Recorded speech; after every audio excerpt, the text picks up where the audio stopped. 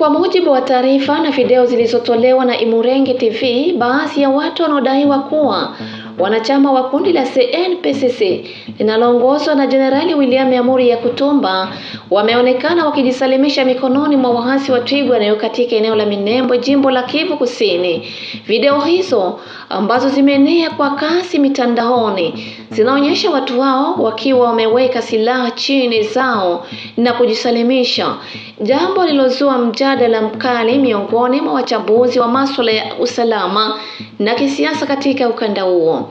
Hata hivyo, hali halisi ya tukio hilo bado halijathibitishwa rasmi, kwani hakuna tamko lolote lililotolewa na uongozi wa CNPSC ili kuthibitisha kama wanaonekana katika video hizo ni wanajeshi wao wa kweli au ni watu wanaotumia kwa ajenda za kisiasa au za kijasusi.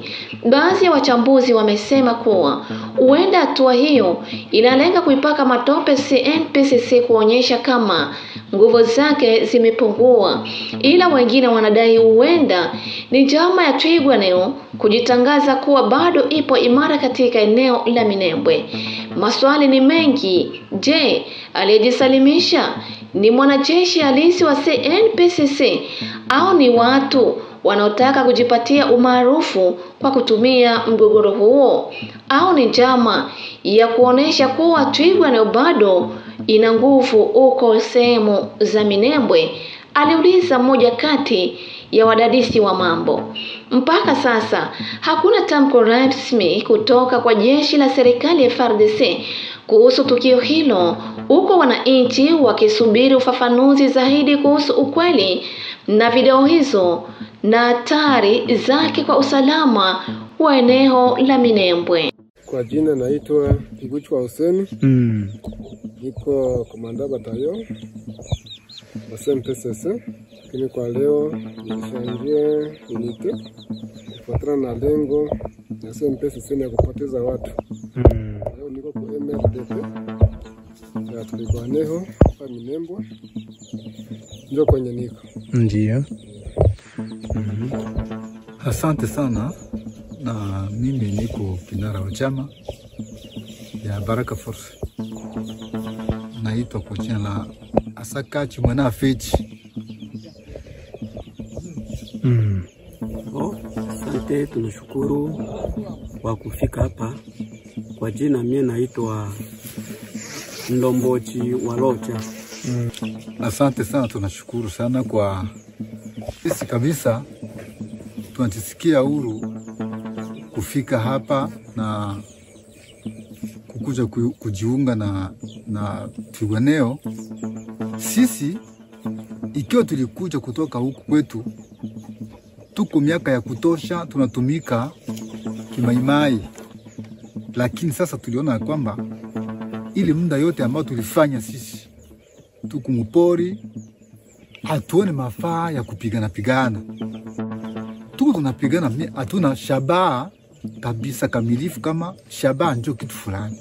Ni kupigana vile mapepo inaingia mubatu, tupigane na tujue mwisho na mwanzo ni wapi. Sasa sisi kama tulikamata hatua ya kutoka kwa grupe zingine kuli kuseni PSC, ndio tulikuwaka tukaona ya kwamba ni sherti tuunde force yetu nyingine. Force yenyewe na mawazo ya muungano na watu wengine, muungano wa donc vision ya maendeleo. Tukaona ya kwamba tujiunge na Twirwaneho.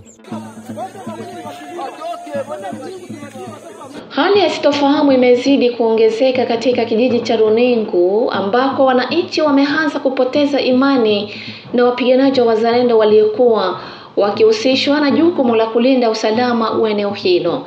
Kwa mujibu wa mashuhuda, baadhi ya wapiganaji hao wanadaiwa kuhusika katika vitendo vya utovu na nidhamu na unyanyasaji, hali ambayo imewaweka raia katika hatari na kuleta mvutano mkubwa kati ya pande hizo mbili.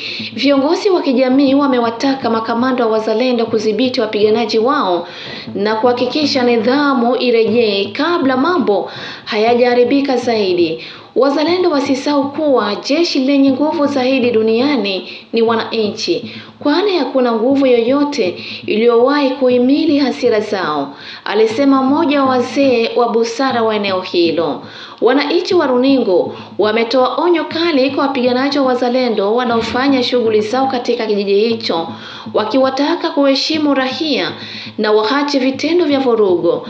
Hali kwa sasa bado ni tete, huko wachambuzi wakisisitiza haja ya mazungumzo ya haraka kurejesha amani na uhusiano nzuri kati ya wananchi na wapiganaji wa wazalendo, kama jinsi walivyofanya hapo Misisi baada ya kuwepo hali ya wasiwasi iliyosababishwa na kundi hizo mbili za wazalendo.